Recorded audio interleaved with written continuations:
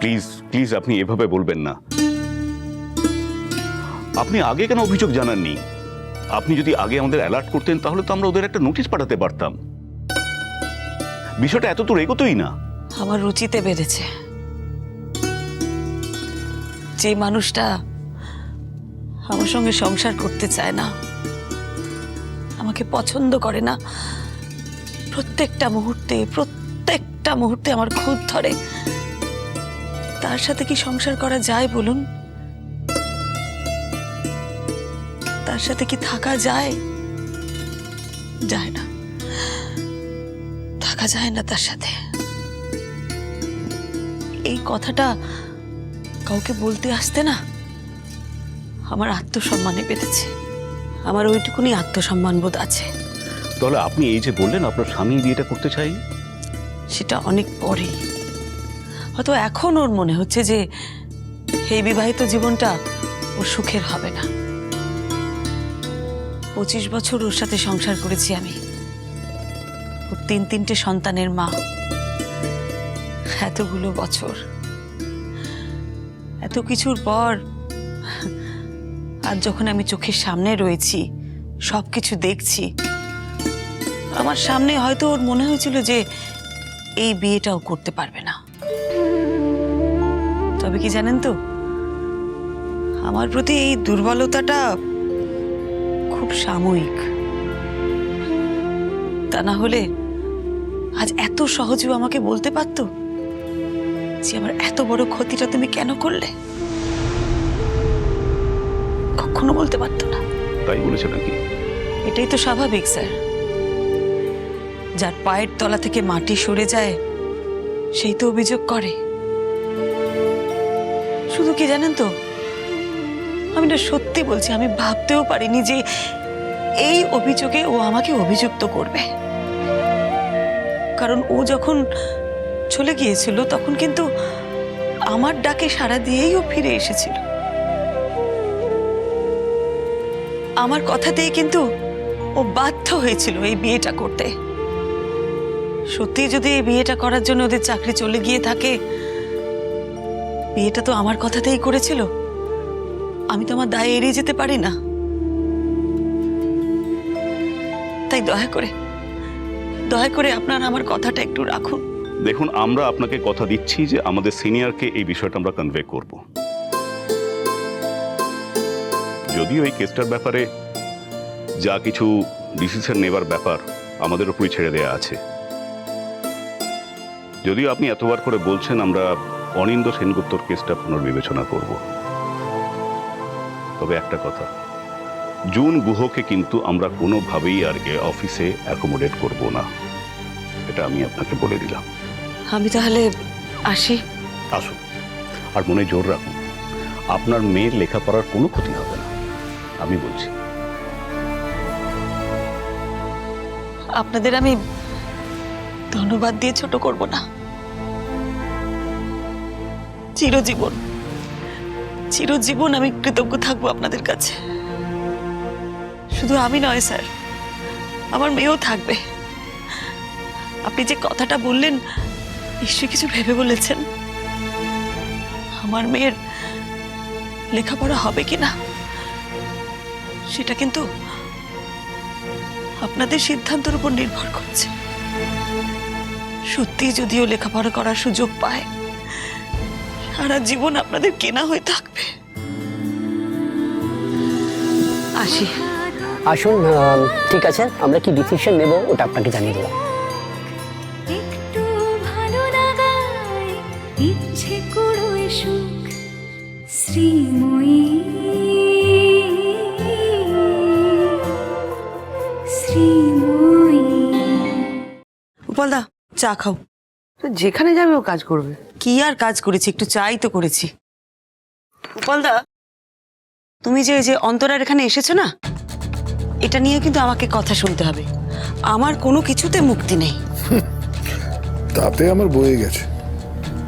না, তুই যদি আর কোনোদিন এই কথাটা বলিস যে উপল এখানে এলে তোকে কথা শুনতে হবে, আমি একটা কাজ করতে পারি, তোর সাথে আর সম্পর্কটাই আমি রাখবো না।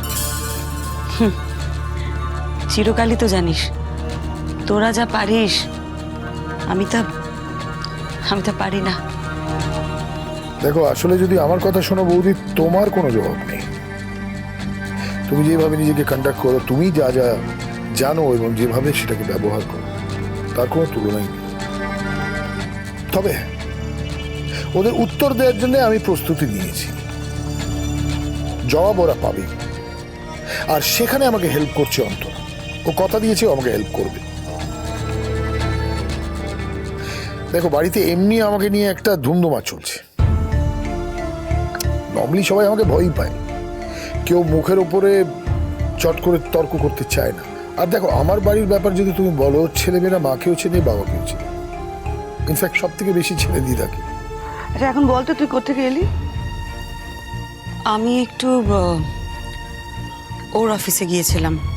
ওর বাবা এখনো ওর টোর বলে? অরিন্দদার অফিস, তার মানে ওর হয়ে দরবার করতে, যাতে ওর চাকরিটা থেকে যায়, তাই তো বৌদি? গোপালদা, যে দোষটা আমি করিনি সেটা আমার প্রমাণ করার দরকার ছিল। ওরা তো সারাক্ষণ বলে যাচ্ছে যে আমি নাকি ওদের নামে অফিসে কমপ্লেন করেছি। তাই আমি জানতে গিয়েছিলাম সত্যিকারের কে কমপ্লেন করেছে। না, কে কমপ্লেনটা কে করেছে কে?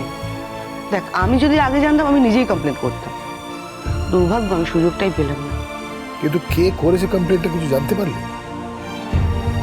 না না, মানে আমি ওর প্রতি একদমই অখুশি না। আমি হলে আগে, আমার তো এখন আফসোস হচ্ছে যে আমি করিনি কেন আগে। সম্বিত গুহ করেছে। তাই? এই সম্বিত গুহটা কে? জুনের আগের স্বামী। তো খুব ভালো কাজ করেছে রে, একদম ঠিক কাজ করেছে। এই এই দাঁড়া, বাড়িতে গিয়ে আবার চেপে যাবি না তো? বলবি না হয়তো? না রে, আমি নিজে থেকে কিছু বলতে যাব না। সেটা তো আমি জানি। তা বৌদি, তুমি আমাকে বলো তো, তুমি কি এইটুকুই বললে না আরো কিছু ছিল তোমার বলার? দেখো বলদা, আমার সঙ্গে যাই হোক না কেন, ও কিন্তু বিয়েটা করবে না বলে চলে গিয়েছিল। আমি তো ওকে জোর করেছি, জোর করে ওকে ফিরিয়ে এনেছি, ওকে বিয়েটা করতে বাধ্য করেছি। আর সেই জন্যই ওর চাকরিটা গেছে। আমার সেই জন্য তো খারাপ লাগছে। এটা বাড়াবাড়ি না? আবার খারাপ লাগার কথা বলছিস? দেখ অন্তরা, যা হচ্ছে সেটা তো আমি বলবো। আমার ভিতরে যেটা হচ্ছে সেটা আমি বলবো না? তোমাকে না, কি আর বলবো, এত কিছু ঘটে গেল, তারপর তোমার খারাপ লাগছে? শ্রীময়ের জন্য ফাইট করে কোনো লাভ নেই উপল। ও মানুষ হবে না। আমার জন্য আর কে লড়াই করবে বল? আমার নিজের লড়াই আমাকে নিজেকেই করতে হবে। এই কথাটা একদম সত্যি বলেছো বৌদি। দেখো বৌদি, তোমার জন্য যতই ফাইট করি না, আসল ফাইটটা কিন্তু তোমাকেই করতে হবে, আর তুমি করছো। তোমার যুদ্ধটা না কেউ লড়ে দিতে পারবে না, তোমাকে নিজেই লড়তে হবে। আমি এটাই শুধু বুঝতে পারছি না, মানে তোমার এত বড় বদনাম, তা সত্ত্বেও তুমি তার অফিসে গেলে, তার চাকরি যাতে না যায় তার চেষ্টা করলে। অদ্ভুত। গোপালদা, নতুন করে কিন্তু আমার জীবনে আর কিচ্ছু হারানোর নেই। আমার পুরনো যা কিছু ছিল সবই তো হারিয়ে গেছে। এখন যদি আমি নিজেকে নতুন করে দাঁড় করাতে পারি, সেটাই হবে আমার নিজেকে নতুন করে গড়া। আমি না আমার জীবন নিয়ে একদম মাথা ঘামাচ্ছি না, জানো তো। আমার কোনো ব্যক্তি স্বার্থ নেই এর মধ্যে। তবে হ্যাঁ, আমার মেয়ের ব্যাপারে আমার স্বার্থ আছে। আচ্ছা উপলদা, তুমি একটা কথা বলো, 12 ক্লাসের পর দিঠি যদি বড় কোথাও পড়তে চায়, কি করে ওকে পড়াবো? আমার কি ওকে পড়ানোর সামর্থ্য আছে? ওর বাবার যে সুযোগ সুবিধাগুলো ছিল সেগুলো দিঠি কেন পাবে না? দিঠির তো কোনো অপরাধ নেই। আমি স্বীকার করছি উপলদা, হ্যাঁ আমি ওদের অফিসে গিয়ে বলেছি, আমি আমার মেয়ের স্বার্থে বলেছি, আমার সংসারের স্বার্থে বলেছি।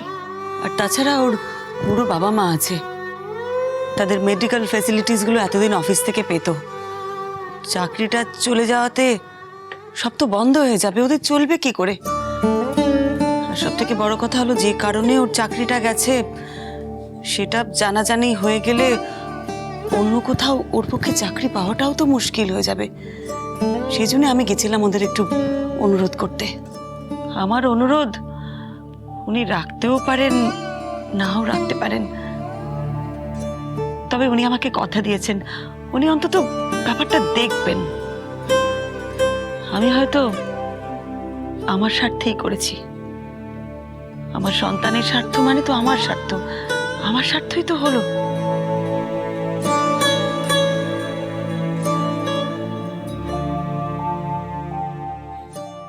Mind your own business Antara. You mind your own business. কি বলতে চাইছো তুমি? আমার বন্ধুর জীবনে নিজে যা যা করেছো, যা যা ঘটিয়েছো আর কি, তোমার জীবনে ঠিক সেইগুলো ঘটবে। যদি সত্যি কেউ কাউকে ধরে ফেলে বনি, তাহলে কি সত্যি তাকে ছাড়ানো যায়? তোমরা কি জনকে ছাড়তে পেরেছো, না আমি তোমাদের ছাড়াতে পেরেছি?